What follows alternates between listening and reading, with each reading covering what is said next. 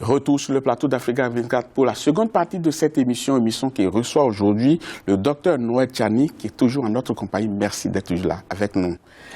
La date des présidentielles en République démocratique du Congo, votre pays demeure un mystère, mais déjà plusieurs prétendants au poste de président de la République, dont vous, monsieur Noël Tchani. En quoi vous faites la différence par rapport à tous ceux qui prétendent diriger ce pays? Effectivement, je pense que je suis différent de tous ceux qui sont dans la course actuellement ou qui ont déjà annoncé donc leurs intentions de se présenter donc à ces élections. Je n'ai jamais occupé de fonctions politiques en République démocratique du Congo. Je suis un technocrate. J'ai quitté mon pays envoyé par le gouvernement congolais pour aller étudier à l'étranger. J'ai étudié en Belgique, en France, aux États-Unis, jusqu'à avoir mon doctorat ici à l'Université de Paris 9 Dauphine en France. Après avoir terminé mes études, j'ai travaillé dans les banques commerciales et d'investissement à New York, mais également dans une banque de développement à Washington. Total d'expérience, 35 années d'expérience professionnelle.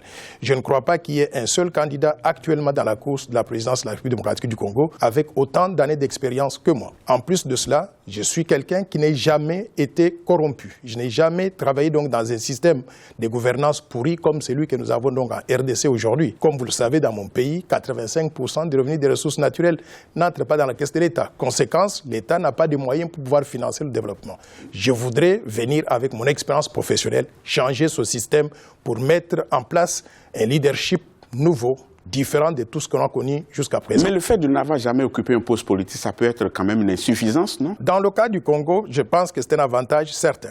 Parce que si j'étais au Congo, j'aurais vécu dans un système de gouvernance tellement pourri que je ne pourrais pas faire la différence. Mais on peut vous opposer au fait, le fait de ne pas maîtriser quand même les rouages du pouvoir. Mais le fait de n'avoir pas travaillé au Congo ne veut pas dire que je n'ai pas l'expérience à travailler avec des gouvernements. Oui, mais avec l'expérience congolaise, une expérience quand même d'exception. On se retrouve en face d'un pays hautement politisé quand même. C'est un pays hautement politisé, mais j'ai veillé au programme de développement donc, dans plusieurs pays. Par exemple, le Sénégal. Le livre qui représente ma vision de développement aujourd'hui, que vous avez donc en main, La force du changement, que je vais présenter en fin d'émission, est préfacé par l'ancien président du Sénégal, Monsieur Abdoul Diouf, qui atteste de ma contribution au développement économique et social donc, de son pays. J'ai pu le faire au Sénégal, je l'ai fait aux îles du Cap-Vert. Quand j'ai commencé à travailler par exemple aux îles du Cap-Vert, le produit intérieur brut par habitant était de $170.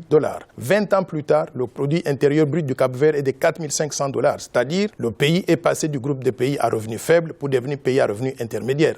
C'est une expérience qui est très valable et qui peut être appliquée aussi à la République démocratique du Congo. Vous entrez dans la danse avec un plan de développement ambitieux baptisé Plan Marshall Noël Tchani pour la RDC. Il y a quoi dans le plan? Ça fonde sur quoi concrètement ce plan? Mon plan est articulé autour donc, de 10 piliers fondamentaux, mais grosso modo, nous devons promouvoir donc, la paix, la sécurité, la mise en place d'un état de droit, mais également des institutions démocratiques fonctionnelles, parce qu'aujourd'hui, l'État n'existe que de nom. Nous devons promouvoir donc, la bonne gouvernance et l'utilisation efficiente des ressources publiques. Comme je l'ai dit tout à l'heure, 85% des revenus générés par le Congo ne vont pas dans le budget national, ça va dans les poches des privés. On va changer tout ça pour capter ces revenus et les mettre donc dans le budget national et l'utiliser pour financer le développement. Mais le plus important, nous allons investir donc dans les ressources humaines que je considère être l'ingrédient principal pour le développement donc d'un pays, c'est-à-dire nous allons investir dans l'éducation, la santé et l'autosuffisance alimentaire.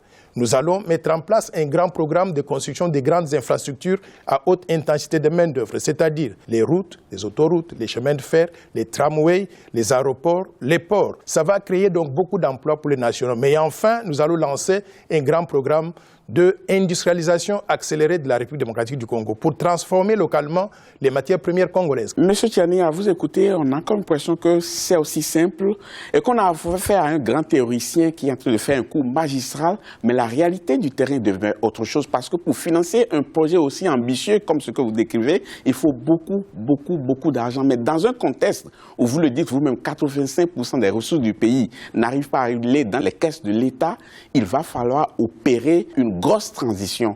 Mais comment est-ce qu'on donne le là dans ces conditions-là? Quel est l'acte fédérateur qu'on pose pour montrer aux Congolais que, attention, il faut pouvoir faire une différence entre ce qui s'est passé jusque-là et ce qui va se passer désormais? C'est une question excellente. L'acte fédérateur, le coup d'envoi qui va donner le signal donc à tout le monde que les choses ont changé, c'est le changement politique à la tête du pays. Avoir un leader politique avec une équipe bien compétente. Oui, mais l'équipe, c'est toujours des Congolais. J'arrive, c'est toujours des Congolais, mais tous les Congolais ne sont pas mauvais. Il y a des Congolais qui sont très qualifiés, qui sont à l'intérieur du pays, mais également qui sont dans la diaspora. Nous allons mobiliser ces bons éléments dans la population congolaise pour mettre en œuvre donc ce plan. Mais au-delà de cela, nous devons donner un signal très fort que nous sommes sérieux dans la lutte contre la corruption. Ce que nous allons faire, c'est lancer un programme de lutte contre la corruption en donnant d'abord au peuple congolais, aux fonctionnaires de l'État, un salaire minimum garanti que j'ai estimé donc à ce stade ici à au moins $1000 donc par mois. Lorsque la personne est bien payée, on attend aussi un certain comportement de la part de ces personnes-là. Mais ceux qui vont transgresser donc la loi vont être amenés devant les cours et tribunaux, ils vont être mis en prison. Et quand ils sortent de la prison, ils ne peuvent pas occuper des mandats électifs, ils ne peuvent pas postuler à des fonctions dans l'administration publique et surtout ils ne peuvent pas postuler pour des marchés publics. Ils seront en quelque sorte mis en quarantaine. Cet état de lieu révélera quand même que beaucoup de personnes ont pillé les ressources du pays. Alors il va falloir opérer un choix. Est-ce que vous les faites rendre gorge ou bien vous passez un coup d'éponge sur tout ce passif-là? Nous sommes 87 millions. Oui. Nous devons pouvoir trouver parmi nous des gens qui sont propres. Et je viens de la République démocratique du Congo. J'ai parlé même aux élèves donc au niveau du secondaire. Et je trouve que les gens ont envie du changement, veulent voir le changement s'opérer à la tête du pays, mais également dans toutes les institutions donc, de la République. Nous allons sélectionner des Congolais sur des bases qui soient très transparentes, des Congolais qui veulent que les choses donc changent. Ces Congolais, on les trouve à l'intérieur, mais également à l'extérieur. Alors, maintenant, ceux qui ont trempé donc, dans les caisses de l'État, donc dans le passé, nous avons le système de justice. La Constitution elle est très claire, les lois du pays sont très claires. Nous allons utiliser donc cet état de droit que nous allons mettre en place pour pouvoir donc déterminer le sort de tout un chacun. Mais tous ceux qui l'ont fait avant vous, dans ces pays-là, on a constaté qu'on crée à la chasse aux sorcières. Difficile d'opérer ces choix quand même, de taper ceux qui étaient là hier et de pouvoir construire quelque chose de nouveau. Non, il ne s'agira pas donc de la chasse aux sorciers. Pourquoi? Parce que oui, si les choses sont faites, oui. les choses sont faites de façon transparente, oui. S'il n'y a pas de vengeance, si quelqu'un est accusé, il reste toujours donc innocent jusqu'à ce qu'on puisse prouver qu'il est donc coupable. Revenons maintenant à la question d'élection, parce qu'avant que vous ne briguiez la magistrature suprême, il faudrait qu'en fin de compte, il y ait un président élu, que vous soyez élu, par exemple. Il faudrait mettre de côté ceux-là qui constituent le problème aujourd'hui afin de construire quelque chose de nouveau. C'est impossible aujourd'hui de mettre de côté ceux qui sont au pouvoir. Il va falloir qu'il y ait une autre alternative. Quel est le plan B que vous avez? Moi, je vous dis que l'impossible n'est pas congolais. Si les Congolais prennent conscience que notre pays se trouve dans une situation donc de blocage et nous faisons un diagnostic réel, majorité présidentielle, opposition et société civile, et que nous identifions que pour aller de l'avant, il faut que telle personne ou telle autre personne se mette de côté. C'est ça qui est bien pour le pays et nous allons le faire. Aujourd'hui, on constate que vous avez fait une proposition, d'autres font d'autres propositions aussi, mais on ne voit rien qui soit en train d'être mis en place aujourd'hui, histoire de conduire tout le monde vers la sortie de crise. Qui va donner le top dans tout ça? C'est pour ça que j'estime que le leadership politique d'un pays est très important. Dans des conditions comme celle-là, je pense que le go devrait être donné par le sommet le plus élevé de l'État. Mais actuellement, on sent qu'il y a l'absence totale. Mais si ça n'a pas été fait jusque-là, ce n'est pas aujourd'hui qu'ils le feront. Il y a absence totale de leadership, il y a absence totale donc d'État. C'est pour cela qu'au 31 décembre, vous savez, la Constitution de la République a été conçue de façon à pouvoir donner des solutions à tout problème. Aujourd'hui, par exemple, s'il n'y a pas de solution d'ici le 31 décembre, la Constitution prévoit dans son article 64 que le peuple se prenne en charge. C'est-à-dire que... Ça veut dire quoi? Ça veut dire que tous les Congolais ont le droit de pouvoir sortir dans la rue et réclamer que ceux qui ont pris le pouvoir par la force ou bien veulent le conserver donc par la force soient mis de côté. Ce n'est pas une insurrection déguisée? Je ne veux pas entrer donc dans la sémantique. Mais c'est une insurrection quand même. Mais tout ce que je sais, c'est que l'article 64 est constitutionnel. Mais cet article 64, pourquoi on ne l'avait pas appliqué au moment où Joseph Kabila arrivait au terme de son mandat et n'avait pas organisé les élections? Le peuple était sur le point d'appliquer l'article 64. Les évêques de la Senko ont essayé d'éviter une effusion de sang parce que quand il y a une application donc, de ce genre-là, il y aura donc des casualties, comme on dit en anglais.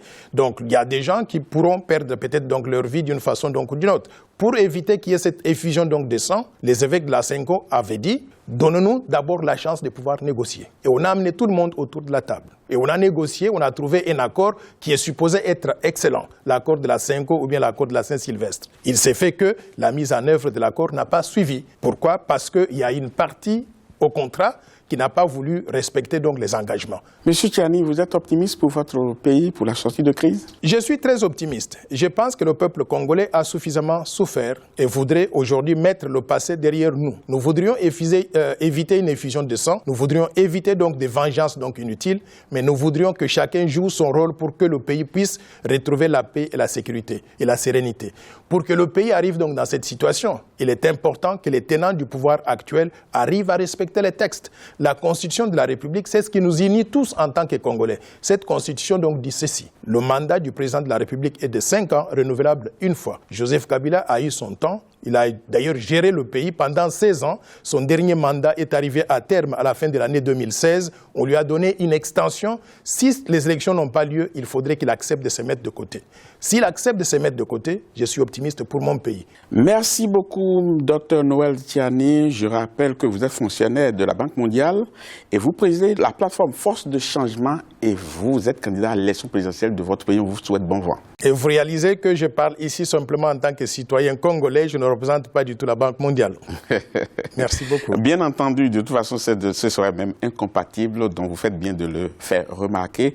Et je rappelle à nos téléspectateurs que votre projet de société est consigné dans ce livre préfacé par l'ancien président sénégalais Abdou Diouf.